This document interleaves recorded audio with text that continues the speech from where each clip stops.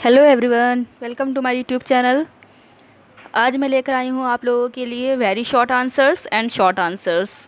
तो यहाँ पर मैं आप लोगों को बताऊँगी कि वेरी शॉर्ट आंसर्स के क्या आंसर्स है और शॉर्ट के क्या आंसर्स है, ठीक है।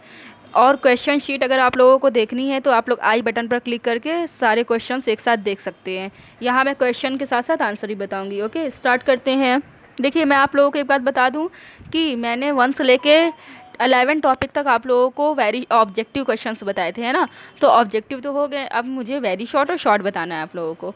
तो इस वीडियो में हम लोग 1 से लेकर 4 टॉपिक तक कवर करेंगे, उसके बाद 5 से लेके 11 तक नेक्स्ट टॉपिक नेक्स्ट वीडियो में कवर करेंगे। ओके, नाउ स्टार्ट करते हैं। हमारा पहले टॉपिक का वेरी शॉर्ट आंसर है स्वास्थ्य किसे कहते हैं। क्वेश्चन ये है, तो हमें बताना है कि इसमें स्वास्थ्य क्या होता है। ये मैं आप लोगों को लास्ट वीडियो में बता चुकी हूँ। स्वास्थ्य क्या होता है, तो शरीर की वह स्थिति जिसमें सभी अंग अच्छी तरह से काम कर रहे हो, तो उसे हम लोग क्या कहते हैं, स्वास्थ्य कहते हैं ना। बाकी कुछ लैंग्वेज लिखी है वो आप लोग देख लीजिएगा। हम लोग आगे आते हैं नेक्स्ट क्वेश्चन पे। लिखा है रोग किसे कहते हैं, ये भी आप लोगों को पता है। रोग किसे कहते हैं, जैसे शरीर की वह दशा जिसमें हमारा शरीर अच्छी तरह से कोई भी काम नहीं कर पाता है, जैसे सामाजिक कार्यों को, मानसिक कार्यों को, है ना। अगर ये सब कार्यों को अच्छे ढंग से नहीं कर पाता है तो उसे हम लोग क्या कहते हैं, रोग कहते हैं, ठीक है। ये आपका सेकंड क्वेश्चन भी हो गया। हम लोग आते हैं अब थर्ड क्वेश्चन में। थर्ड क्वेश्चन क्या है आपका, रोग उत्पन्न करने वाले कारक कौन कौन से हैं। तो रोग उत्पन्न करने वाले मैंने बताया था कि कई सारी चीज़ें होती हैं जो रोगों को उत्पन्न करती हैं। तो यहाँ पे हम उन सभी को डिस्कस करेंगे, किन किन चीज़ों से रोग उत्पन्न हो सकता है। स्टार्ट करते हैं। देखिए, पहले हम लोग रोग उत्पन्न करने वाले कारकों को श्रेणी में बांट लेते हैं। कौन कौन सी श्रेणी है। पहली श्रेणी है हमारी जैविक कारक या फिर रोगाणु। सेकंड है रासायनिक कारक। और रासायनिक कारक कारक में ही 2 चीज़ें हैं, एक है अंतर्जाति, दूसरा है बहिर्जाति, ठीक है। थर्ड है हमारा भौतिक कारक, चौथा है यौगिक कारक और पांचवा है पोषक कारक, ठीक है। अब इन सभी के अंदर क्या है वो देख लेते हैं, डिटेलिंग इनकी। तो इनकी डिटेलिंग में ये है कि जो जैविक कारक हो क्या क्या आते हैं, वायरस हो गया, है ना, जीवाणु, विषाणु, प्रोटोजोआ, ठीक है, ये सारी चीज़ें। और हेलमेंस भी आगे के ग्रुप में आता है, तो आप लोगों को नहीं समझना है। वायरस, जीवाणु, ये सारी चीज़ें क्या है, कारक है जो कि रोग को फैलाएंगी, है ना। उसके अलावा अन्य जाति में क्या आ जाएगा, जैसे यूरिया है, यूरिक अम्ल, ग्लूकोज, हार्मोन्स, एंजाइम, धूम्रपान, प्रदूषक, पराग, कीटनाशक, जीवाणु और औद्योगिक कारण, ये सारी चीज़ें क्या है, ये सब भी रोग का कारण है ना। भौतिक कारण क्या क्या है, जैसे हमारे टेम्परेचर में क्या हो, वो हो जाए, चेंजमेंट हो जाए, या फिर सर्दी गर्मी से और ध्वनि प्रदूषण, ये सब चीज़ों से जो रोग होते हैं उन्हें हम लोग भौतिक कारक कहते हैं। यौगिक कारक क्या है, मोच, हड्डी टूटना, रगड़, खरोंच, ये सब भी हमारे रोग के अंदर आते हैं। पोषक कारक क्या है, जैसे खनिज तत्व, कार्बोहाइड्रेट, इन सब की कमी से या फिर अधिकता से जो भी रोग होते हैं, तो ये सब इसकी कैटेगरी में आ जाएंगे। आई होप समझ में आया होगा आप लोगों को। नेक्स्ट क्वेश्चन की तरफ बढ़ते हैं हम लोग। थर्ड क्वेश्चन है हमारा वेरी शॉर्ट का। आ जाते हैं, किन्हीं 2 रोगों के नाम लिखिए, ठीक है। किन्हीं 2 संक्रामक रोगों के नाम लिखिए। तो संक्रामक हमें बताना है। संक्रामक मीन्स क्या होता है आप लोग जानते होंगे। संक्रामक मीन्स होता है ऐसे रोग जो फैलते हो एक से दूसरे में, है ना। तो कौन कौन सा है, पहला है मलेरिया और दूसरा है फ्लू। आप लोग आंसर लिख लीजिएगा। फिर लिखा है किन्हीं 2 असंक्रामक रोगों के नाम बताइए। तो असंक्रामक में हमें वो बताना है जो एक दूसरे से ना फैलें। तो असंक्रामक रोग कौन से हो गए, पहला हमारा हो गया पोषाहार न्यूनता और दूसरा हो गया अबुर्दी। अबुर्दी क्या है, जिसे हम लोग ट्यूमर कहते हैं, वही हमारा अबुर्दी है। नेक्स्ट क्वेश्चन है, किन्हीं 2 जन्मजात रोगों के नाम लिखिए। तो कोई 2 जन्मजात रोग कौन कौन से हो गए, मधुमेह और हीमोफीलिया। जन्मजात रोग क्या होते हैं, ऐसे रोग जो हमारे जन्म के बाद से ही दिखाई देने लगते हैं ना, मीन्स जन्म के साथ हमें मिल जाते हैं, तो वो ऐसे रोग जन्मजात रोग कहलाते हैं। नेक्स्ट क्वेश्चन है हमारा शॉर्ट है, जन्मजात और उपार्जित रोग में क्या अंतर है। ये हम लोग पहले भी पढ़ चुके हैं। जन्मजात रोग क्या होते हैं, उपार्जित रोग क्या होते हैं, मैं आप लोग को शॉर्ट में बता रही हूँ, आप लोग इससे मैच करा लीजिएगा, ठीक है। तो जन्मजात रोग क्या है, ऐसे रोग जो व्यक्ति को जन्म के साथ ही मिल जाते हैं, तो ऐसे रोग जन्मजात रोग होते हैं। उपार्जित रोग क्या होते हैं, ऐसे रोग जिनका संबंध जन्म से नहीं होता है ना, मीन्स ऐसे रोग जिनका संबंध जन्म से नहीं होता है, उनका कोई भी मीन्स जो भी रोग होंगे वो हमारी खुद की वजह से होंगे, तो ऐसे रोगों को हम लोग क्या कहते हैं, उपार्जित रोग कहते हैं। तो इसमें आप लोग देख लीजिएगा, पूरी लैंग्वेज लिखी हुई है अच्छे से, ठीक है। इसके बाद नेक्स्ट क्वेश्चन में आते हैं, संक्रामक रोग या संचारी रोग किसे कहते हैं। तो संक्रामक रोग को हम लोग संचारी रोग भी कहते हैं, पहले आप लोग ये समझ लीजिए। संक्रामक आ जाए या फिर संचारिणी आ जाए, दोनों एक ही चीज़ें हैं। अब इसका एग्जाम्पल क्या क्या है? संचारी रोग। अच्छा, संचारी रोग होते क्या हैं? तो ऐसे रोग जो एक से दूसरे में फैलते हैं उन्हें हम लोग क्या कहते हैं? संचारी रोग या फिर संक्रामक रोग कहते हैं। इनका एग्जाम्पल क्या क्या हो जाएगा? इनका एग्जाम्पल है नज़ला, ज़ुकाम, फ्लू, मलेरिया, गोनोरिया, सिफिलिस, है ना। ये सारे रोग कैसे हैं? ये सारे रोग संक्रामक रोग है, एक से दूसरे में फैलने वाले हैं। ठीक, नेक्स्ट क्वेश्चन है हमारा असंक्रामक रोग या फिर असंचरणीय रोग किसे कहते हैं? तो असंचरणीय भी आप लोग को याद रखना है। असंक्रामक रोग कौन से हो जाएंगे? ऐसे रोग जो एक व्यक्ति से दूसरे व्यक्ति में नहीं फैलते हैं, तो ये कैसे हो जाएंगे? असंक्रामक रोग हो जाएंगे। जब फैलते नहीं है तो फिर किस प्रकार के होते हैं? ये देखिए किस प्रकार से होते हैं। पहला हमारा लिखा है पोषाहार न्यूनता, दूसरा हमारा क्या लिखा है? पहला है पोषाहार न्यूनता, दूसरा है वृद्धि और तीसरा है हमारा औसत जन्म।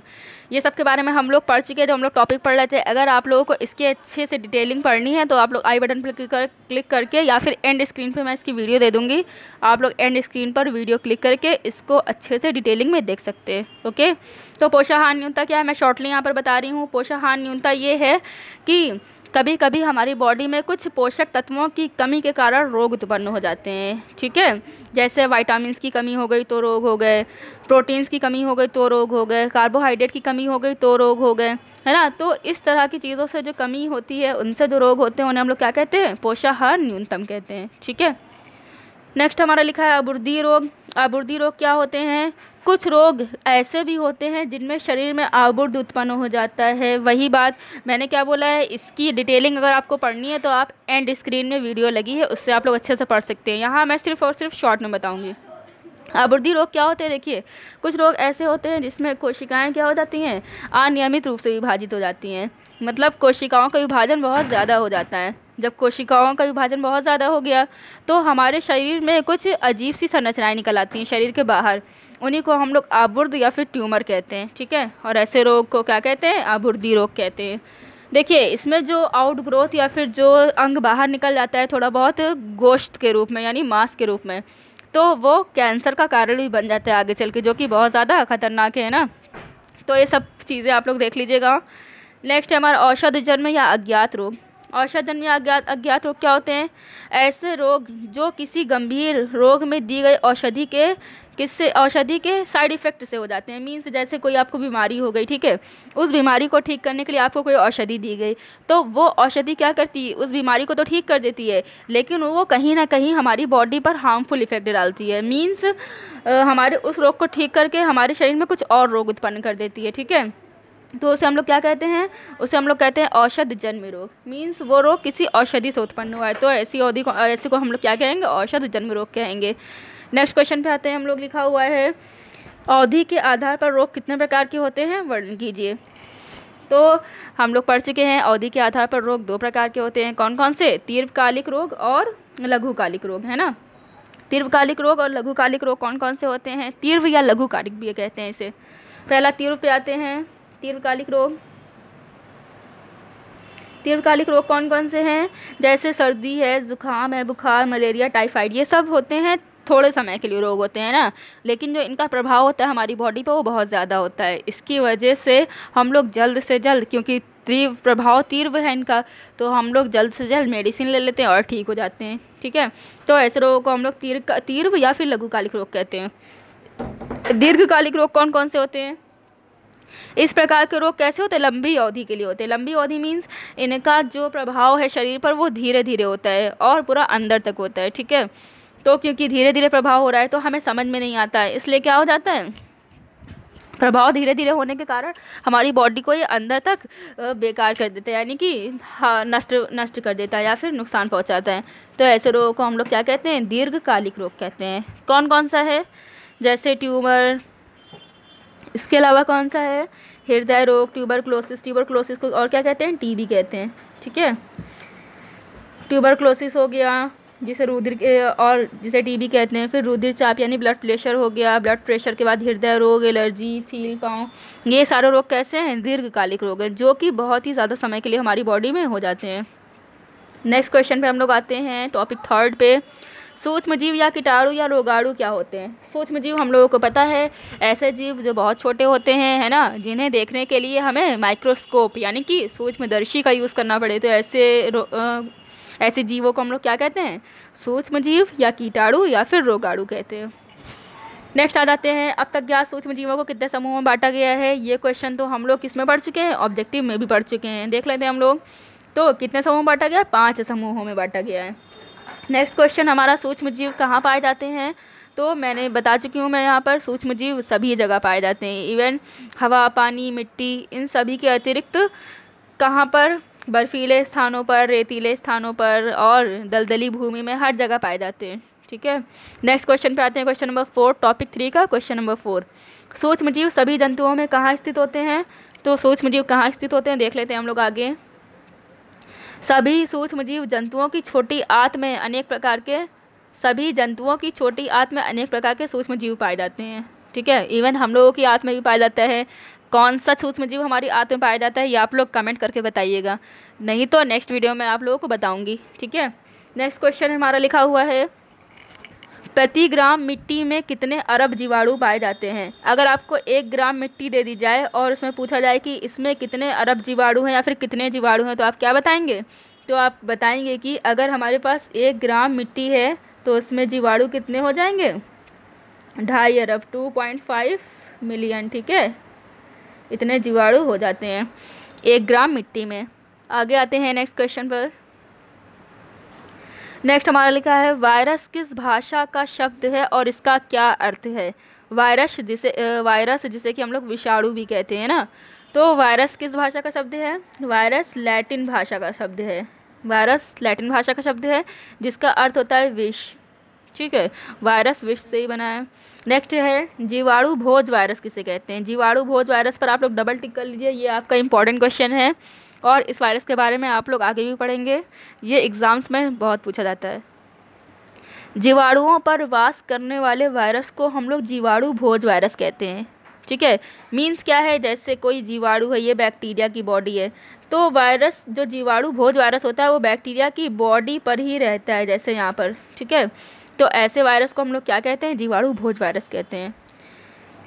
नेक्स्ट क्वेश्चन हमारा, पादप वायरस किसे कहते हैं? तो आप लोगों को ये पता है पादप वायरस किसे कहते हैं? ऐसे वायरस जो पादपों में पाए जाएंगे, यानी उन्हें हम लोग क्या कहेंगे? पादप वायरस कहेंगे। मीन्स पादपों के वायरस को पादप वायरस कहते हैं।